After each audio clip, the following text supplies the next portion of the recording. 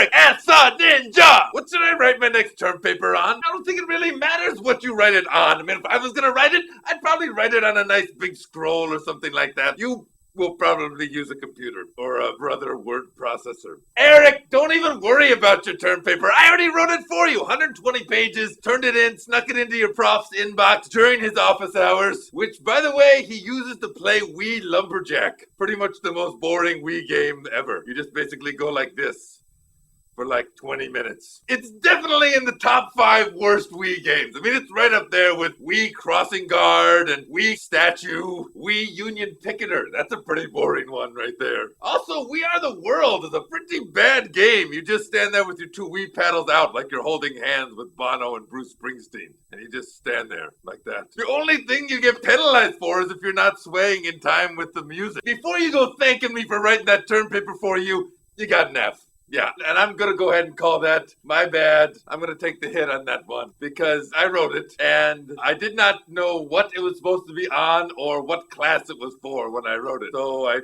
pretty much just made it all up.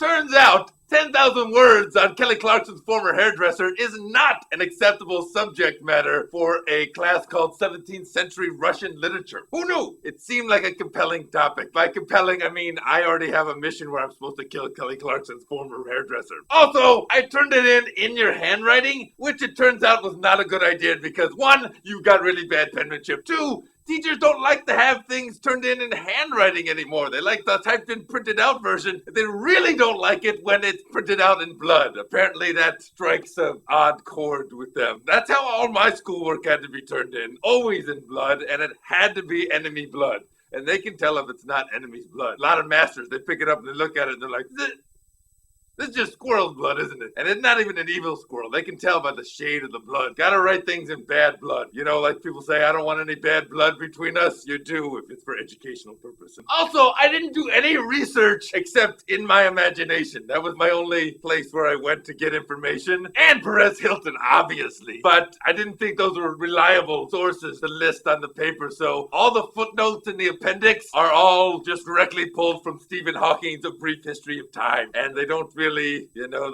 it doesn't quite make any sense whatsoever. Big difference between the hair theory and the string theory. They don't weave together very well. Although, that guy can do a heck of a weave right there. Stephen Hawking, before, you know, he lost the ability to control anything. The point is, you gotta write a new paper, and I don't think just like a regular term paper is gonna do it anymore. You, my friend, have got to go ninja style, and you need to write a terminal paper. That's a ninja writing technique where you write something that is so intense that the person reading it dies. It's like the Dead Tree version of The Ring. I'm gonna write a movie called The Dead Tree Ring, and for every person that the tree kills, it gets another ring around it. Like, instead of how many years it's been alive, it's how many people it's made die. That's a good one. I'll be back. I'm gonna go write that screenplay. Oof, nobody's buying right now. Right as strike. Damn it. This actually works out really well because every university has a policy where if your professor dies in some weird and obscure, baffling way, everyone in the class gets an A. You're basically doing a favor for everybody, except the friends and family of the professor. You know, Gilligan, Marianne, they get pretty upset about stuff like this. Not so much the millionaire and his wife. Anyway, most everybody there on the island is going to be pretty upset. Harlem Globetrotters, they'll deal with it. They'll bounce back. Get it? They'll bounce back. Yeah.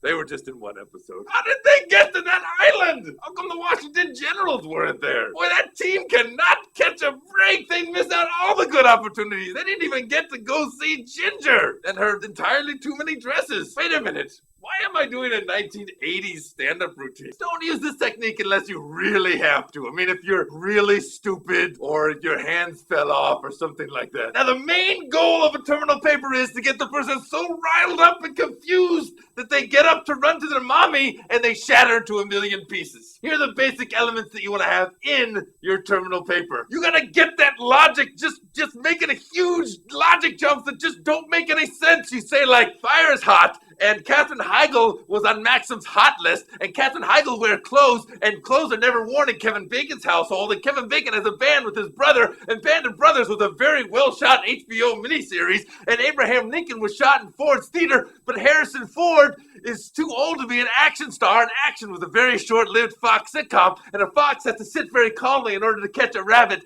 and only snobby girls in the 1980s had Volkswagen Rabbits, and Volkswagen has more banned commercials than any other company, and Bad Company had a hit song called Shooting Star, therefore by association, Seth Rogen is gonna burn somebody with a rebellious small-town tailpipe. What? Exactly. Step one, check it off your list. So you just gotta get in there and you gotta get really intense, something that's just gonna make them feel, just feel horrible. Like, if you're describing the foreign policy of Ulysses S. Grant, you describe it like changing the bandages on a rump roast that's stuffed with blended cold sores. Ugh. Ugh.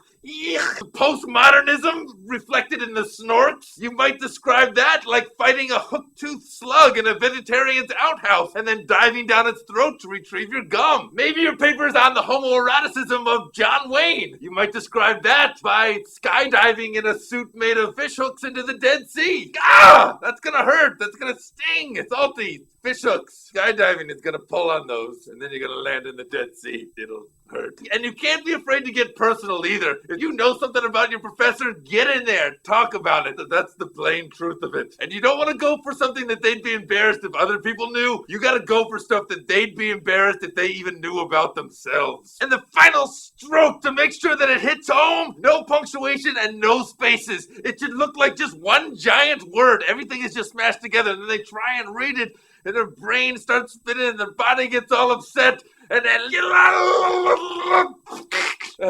done. A's for everyone. If that doesn't work, just go ahead and copy the Wikipedia article. Who's gonna know? Close enough for America.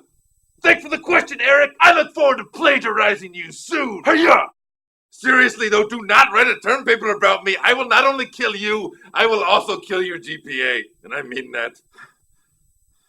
There are many interesting things that you can write a term paper on. I like different things that can be used for a subject, for a term paper. One thing that I like very much are ninjas. Ninjas do many interesting things, and that is why they are neat.